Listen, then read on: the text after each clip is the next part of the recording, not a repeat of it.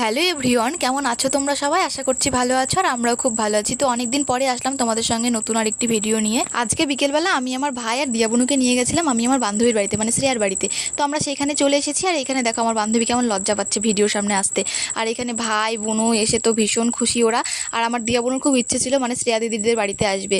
ও তো চেনে শ্রেয়া দিদিকে, তো এবার বলছে যে ওর বাড়িতে যাবো, সেই জন্য শ্রেয়া আমাদেরকে ডাকলো যে আয় বুনুকে নিয়ে।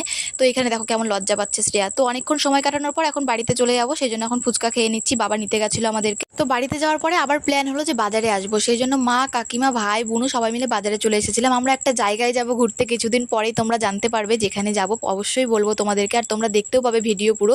তো সেখানে যাওয়ার জন্য এখানে কেনাকাটি করছিলাম। এখন দিয়া বুনুর জন্য কিনছি। দিয়া বুনু আমাদের সঙ্গে যাবে না, কিন্তু আমাদের জন্য ড্রেস কিনছি। আর দিয়া বুনুর জন্য কিনবো না তাই কখনো হয়, সেই জন্য ওর জন্যও কিনে নিচ্ছি এখানে।